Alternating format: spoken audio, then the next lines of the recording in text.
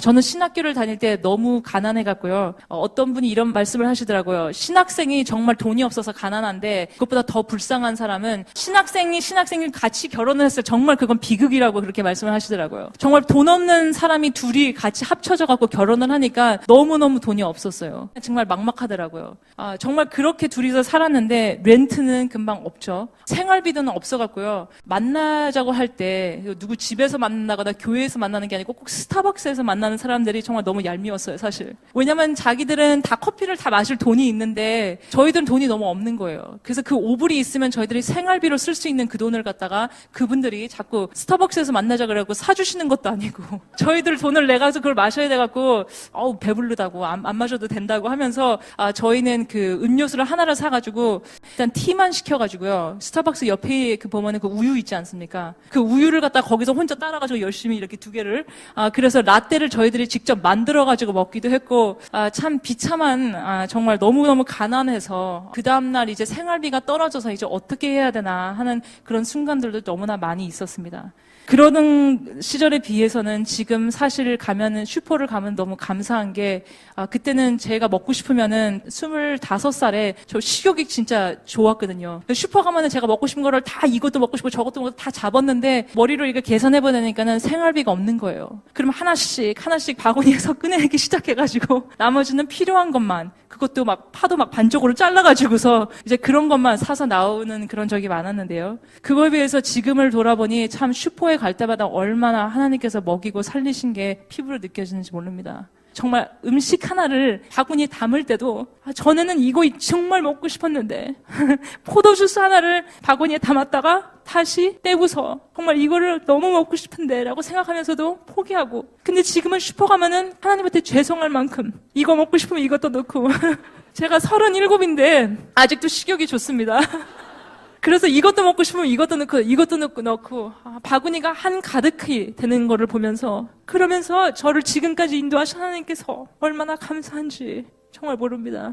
저희들이 지금 만약에 편하게 살고 계시다면 어쩌면 하나님의 손길을 한때 어려웠을 때 여러분 입히시고 먹이신 하나님의 손길을 잊고 계신지 한번 생각해 보시기 바랍니다.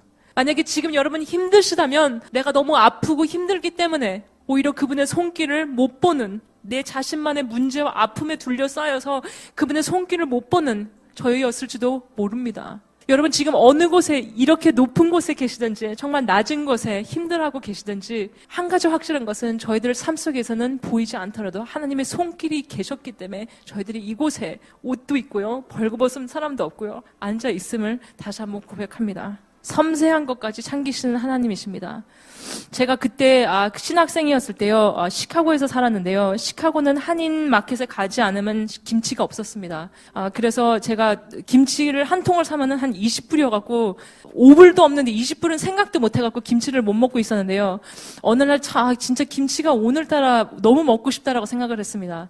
저는 그렇게 김치를 많이 좋아하는 사람이 아니었는데 그때 너무 먹고 싶다 생각을 했는데 갑자기 그날 전화가 와서 어떤 교회 권사님께서 김치를 또 담그셨다고 가져가라고 그렇게 말씀하시는 그런 경험들을 너무나 많이 했고, 또 여러분들도 그러한 삶 속에서 정말 놀랄 하나님의 손길들을 지금까지 많이 체험하셨으라 저 생각합니다. 그러한 하나님의 손길을 오늘 이 시간 다시 한번 생각하시면서 여러분을 어떻게 돌보시고 아끼셨는지, 어떻게 먹이시고 입히셨는지 다시 한번 생각하는 시간이 되기를 바랍니다. 저희들의 육신적인 필요뿐만 아니고 저희들의 마음의 필요까지 채워주시는 목자의 모습. 푸른 풀밭에 또 잔잔한 물가에라는 표현을 쓰는데요. 조금 아까 말씀드렸듯이 그거는 그냥 육체적인 필요를 채우시는 것뿐만 아닌 마음의 감성적인 필요를 채우시는 그러한 표현이기도 합니다. 나의 영혼을 소생케 하신다라는 표현을 하는데요.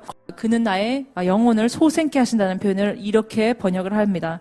그분은 나를 속부터 회복시키시다. 나를 마음 안에서부터 부활시키시다라는 그런 뜻도 가지고 있고요. 그분은 He causes my life to return. 그분은 내 생명이 다시 새롭게 되게, 마치 생명이 떠나가는 것처럼 죽어가는 나에게 생명을 다시 불어넣어 주시는 것처럼 살리신다 라는 뜻도 있고요. 그분은 나를 살게 하십니다라고 번역하시는 분들도 있습니다. 그분이 오늘 나를 살게 하십니다. 또 어떤 번역은 그분은 나로 하여금 활기를 북돋게 하십니다라는 표현도 하십니다. 정말 죽어갈 것 같고 더 이상 힘이 없고 더 이상 달려갈 수 없고 이제 포기하고 싶고 이제 다 끝났다고 생각하는 그런 나의 마음에 다시 한번 힘을 허락하여 주시고 부활시켜 주시고 생명을 불어넣어 주시고 나를 끝까지 이끌어 가시는 그분이 바로 저희들의 선한 목자 예수 그리스도이십니다. 여러분 얼마나 지금까지 포기하고 싶으셨습니까? 너무 피곤해서 너무 아파서 너무 속상해서 이젠 더 이상 용기 낼 힘도 자신감도 없어서 얼마나 많이 힘드셨고 포기하고 싶으셨습니까? 하나의 문제를 해결하면은 또 다른 것이 기다리고 있고 또 다른 산을 넘어야 되고 얼마나 많은 아픔과 힘든 일들을 겪고서 지금 이곳까지 오셨고 많이 힘들어하셨습니까? 정말 저희들의 사는 인생이 그러한 한 산을 넘으면 또 하나의 산이 기다리고 있는 그것이 바로 저희들의 삶이 아닌가 싶습니다.